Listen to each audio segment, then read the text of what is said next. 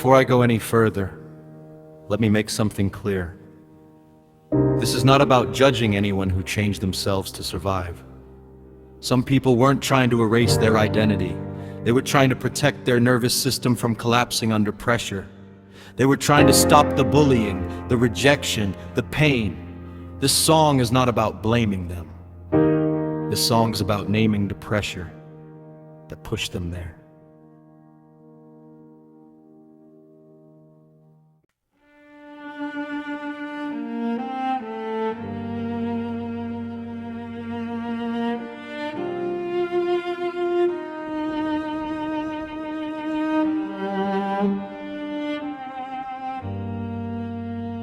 I heard the world long before I understood it.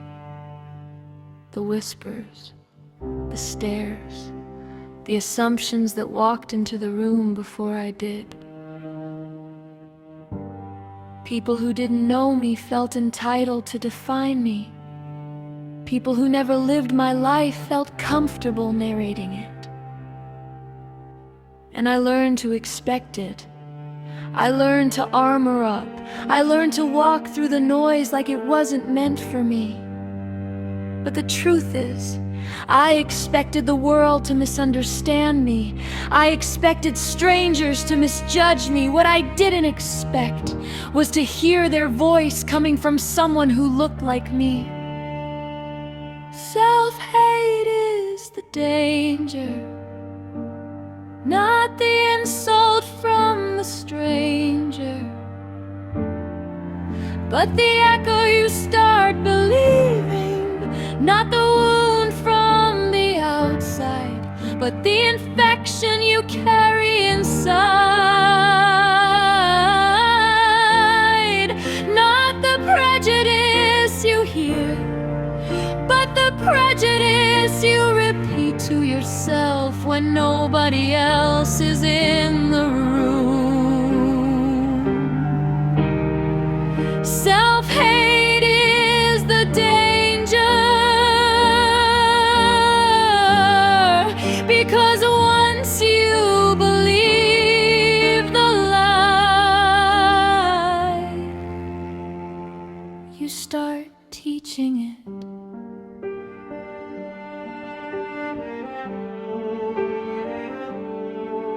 There are people all over the world who have been pressured so deeply that their own features became a negotiation. A nose becomes a compromise, a curl pattern becomes a warning sign, a skin tone becomes a liability, an eye shape becomes a target. And when they come to this country, the pressure doesn't ease, it intensifies. They get mocked, they get rejected, they get told they're too much of something and not enough of something else. So they change, not because they hate themselves, but because the world taught them that survival has a look, because the world rewarded them only after they shifted, because the world punished them for staying who they were. Some people openly admit it. I wasn't getting chosen. I wasn't getting dates. I wasn't getting treated like I mattered until I changed my features. That is not vanity. That is not weakness. That is psychological damage. That is nervous system overload. That is survival. Self-hate is the danger, not the insult from the stranger, but the echo you start believing, not the wound from the outside, but the infection you carry inside. Not the prejudice you hear, but the prejudice you repeat to yourself when nobody else is in the room. Self-hate is the danger, because once you believe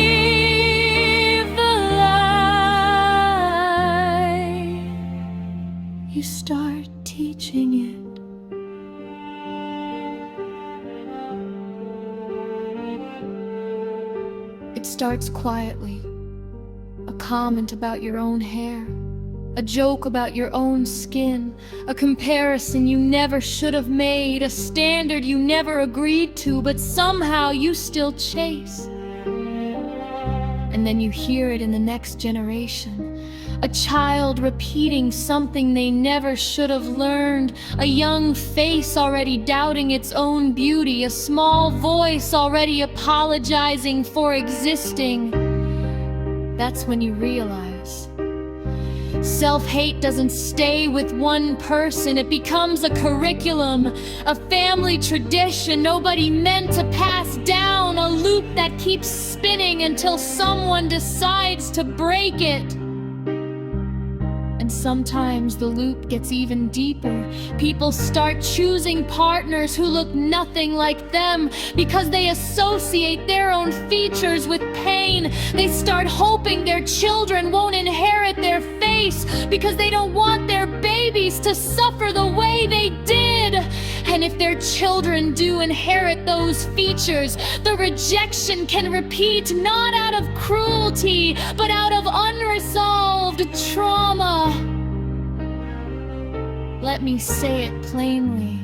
I am not pointing fingers.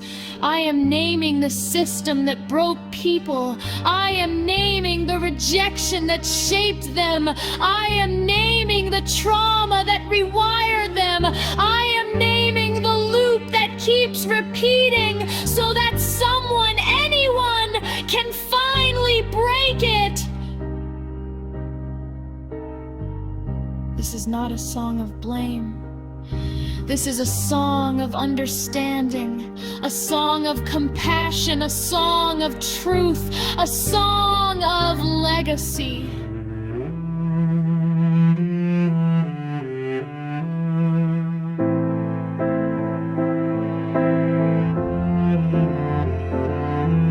Self-hate is the danger, but self-love is the cure. Self-respect is the boundary. Self-acceptance is the revolution. If someone demands you change yourself to be worthy, they are not your people. If a job requires you to raise yourself to be chosen, it is not your job.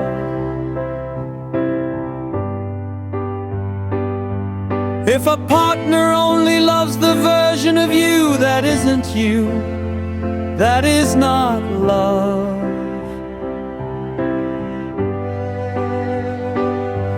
If a friend rejects you for staying natural, they are not a friend.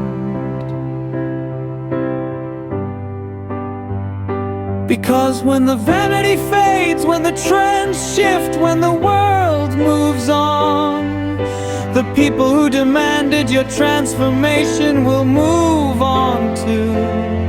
But you will still be here, and you deserve to be here as yourself.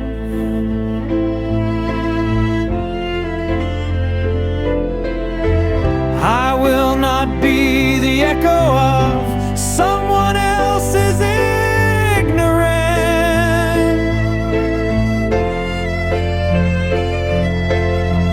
I will not be the mirror of someone else's fear.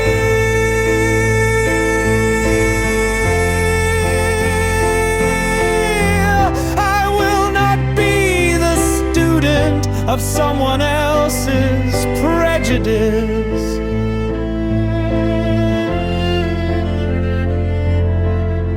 I choose a different curriculum. I choose a different inheritance. I choose a different voice. Because racism may have tried to wound me, but self-hate will not finish the job.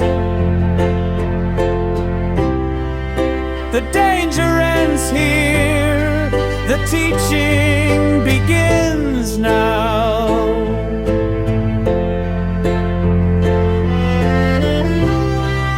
The danger ends here, the teaching begins now.